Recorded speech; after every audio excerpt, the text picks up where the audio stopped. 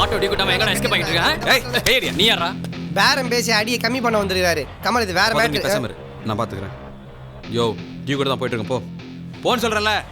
போ. டியூ ஏம்பா டியூ கிட்ட காசு கிடைச்சிருச்சா? இல்ல பாத்துறேன். ரம்யா கிட்ட நான் வந்து பேசுறேன். அவனா பேசுறது ஆள் இல்லாம உட்காந்துருக்காங்க. போய் பேசிக்கலான்ற. அவங்க யாருன்னு தெரியுமா? தெரியாது, வா தெரிஞ்சுக்கலாம். இந்த மாதிரி அவங்களாம் போய் பேச முடியாது. அவங்க ரொம்ப மோசம். இங்க போயிருந்தா என் ஆட்டோ மட்டும் தான் போயிருக்கோம். அங்க போனா என் தலையே வெட்டிடுவானுங்க. வெட்டினா என்ன வெட்டிட்டியா?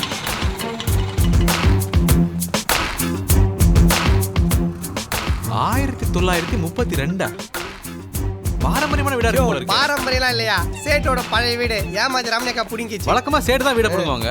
பொம்பளை வீட புடிங்கிச்சு. யோ நீ ரமணியக்கான்னு உடனே தெலுப்பா ஒரு ஆன்ட்டி வாய் நிறைய வெத்தல் பாக்கு போடுன்னு நினைக்கிறேன். இது ஒரு பொம்பளை மைட்டேஷன். வேணா சொன்னா கேள். போயில வாப்பா. ஏன் பயப்படுற? அம்மன் எவ்வளவு கடன் வாங்கியிருக்க? அசல் எவ்வளவு வட்டி எவ்வளவு? கையில் தான் போட்டு விட்டியா? என் பிரச்சனை தீக்குறாலும் நீ பெரிய பகதூர் பாதுஷா.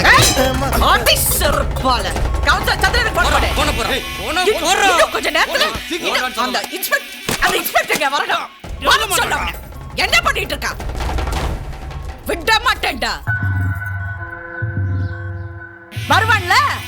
இன்னும் 2 மாசத்துல கவுன்சிலர் எலெக்ஷன் வருது இல்ல? எல்லாம் வந்துடுவாங்கல. மாமூல் கேட்டுக்கிட்டு அப்ப வச்சுக்கிறேன்டா. வந்து பணம் கேட்பால. அவனுக்கு எதுக்கு பணத்தை கொடுத்துக்கிட்டு? பேசாம நீங்களே கவுன்சிலர் ஆட வேண்டியதானே? என்ன பண்ற? கரெக்ட் அப்பா தர.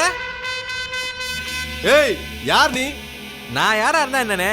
அக்கா யாருன்னு காட்டணும். அவங்கள மட்டும் ஒண்ணு சொல்லுங்க. அவங்கள கவுன்சிலர் ஆகி காட்டுறேன். அப்படியே போட்டனே. ஐயா என்ன கத்திக்கிட்டலாம் தூக்கிக்கிட்டு? ஏன் அக்கா கவுன்சிலர் ஆகுது உங்களுக்கு பிடிக்கலையா? ஏய் நான் கலக மூட்டையா? இது நானு. போங்கண்ணே. அங்க பாரு அக்கா வயிறஞ்சு உட்காந்துக்கிட்டு இருக்கு. அங்க ஒருத்தர் ஐஸ் வாட்டர் குடிக்கிறாரு. குடிங்க. இவ்வளவு நாளா அவங்க போட்ட சொத்துல உடம்பு வளர்த்துக்கிட்டு இருந்தீங்க. இப்ப அவங்க கவுன்சிலர் ஆகுறது நீங்களே கெடுத்துறீங்க போல இருக்க.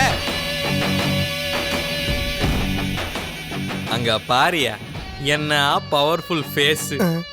ராஜ கலை. இதெல்லாம் பொறப்புலயே வர்றது.